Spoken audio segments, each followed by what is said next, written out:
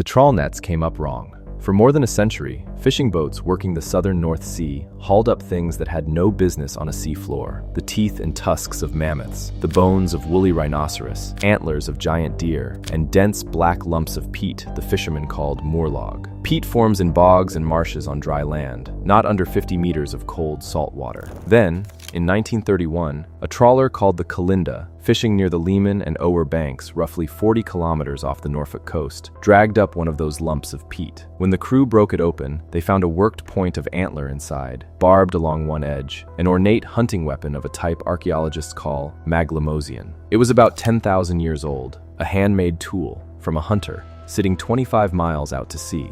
That is the paradox to hold on to. A harpoon for hunting land animals, recovered from the bottom of the sea, inside a clod of peat that formed on a land surface. There is only one honest explanation. The North Sea floor was once dry land, and people lived on it.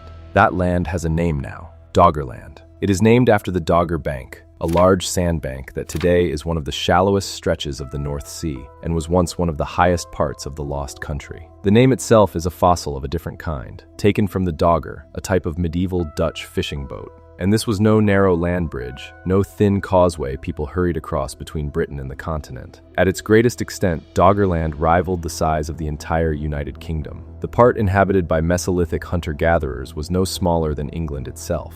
It connected Britain to the Netherlands, to Denmark, to Germany, a continuous lowland of rivers, lakes, reed marshes, woodland, and rolling hills. By every indication, it was rich, possibly the finest hunting, fowling, and fishing ground in all of Mesolithic Europe. People did not pass through it. They lived there for thousands of years. Some archaeologists now argue it was never really a bridge between two lands at all, but a heartland in its own right, with Britain and the continent as its outer edges. For a long time, that country was a blank. The trawlers proved it had existed, but no one could see its shape. The breakthrough came not from divers or excavation, but from data, much of it gathered for an entirely different purpose. The oil and gas industry had spent decades running seismic surveys across the North Sea, mapping the rock beneath the seabed to find hydrocarbons. Those same surveys also recorded the buried, drowned land surface lying above the rock. Archaeologist Vince Gaffney and his team at the University of Birmingham and later Bradford took around 23,000 square kilometers of this seismic data and read it as a landscape.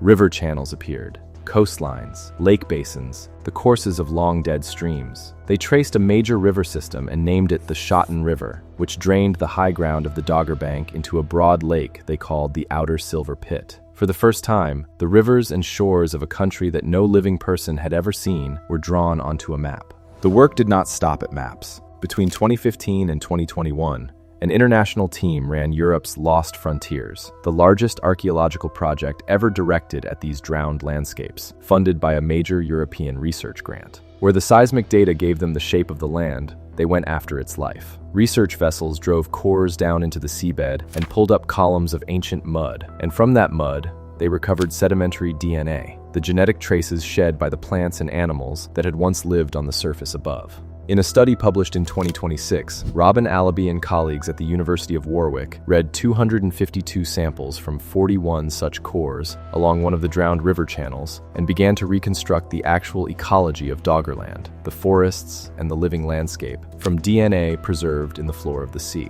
And they narrowed the hunt for the people themselves to a feature called the Brown Bank, a ridge some 25 kilometers long, standing 10 to 15 meters above the seabed between the British and Dutch coasts, which has already given up Mesolithic tools, and where the team believes a buried land surface more than 8,000 years old still survives, waiting to be found. So how does a country the size of Britain disappear? Not in a single night. The answer is mostly slow, and it is written in sea level.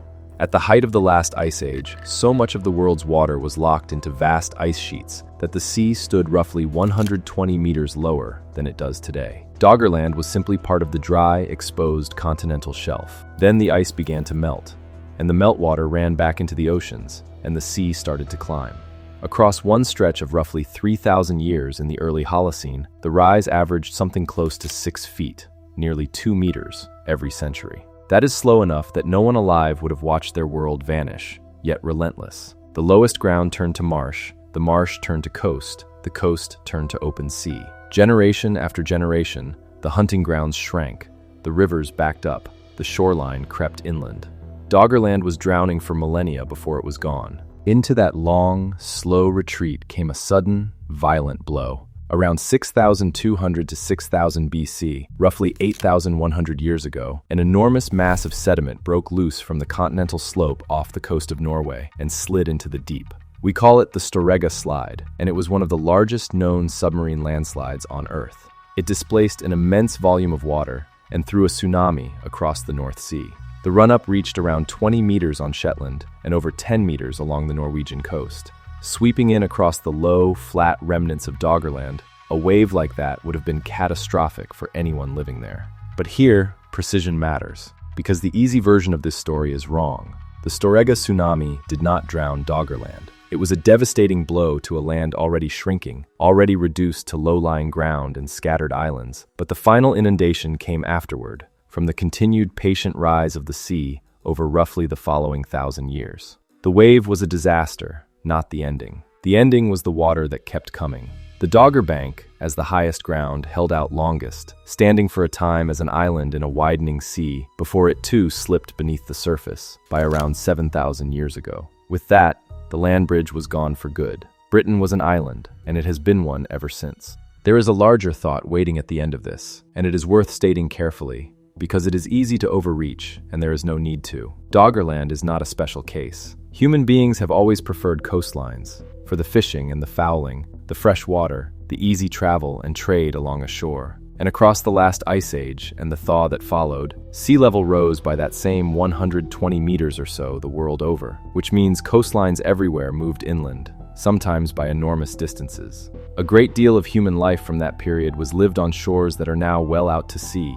On land we have barely begun to survey. Compounding that, almost everything people made was organic. Wood, hide, fiber, basketry, cordage, all of it rots and vanishes within a few centuries in most conditions. Stone and bone are the exceptions that last, which is precisely why a barbed antler point survived 10,000 years in a sealed lump of peat. The archaeological record we hold is therefore heavily weighted toward the durable and the dry. Doggerland is the proof of concept for what that bias hides. An entire inhabited country, the size of Britain, that left almost no trace we could see, until trawl nets and oil surveys happened to bring it back. There is no lost empire here, no forgotten technology, nothing that needs inventing to make it remarkable. The plain facts are enough. A country sank, with its rivers and its hunters and its 10,000-year-old harpoons, and the sea closed over it so completely that we forgot it had ever been dry. What Doggerland leaves us with is a quiet correction to how we picture the deep past. We tend to read the record as if it were the story itself, but it is only the part that happened to survive on land that stayed dry.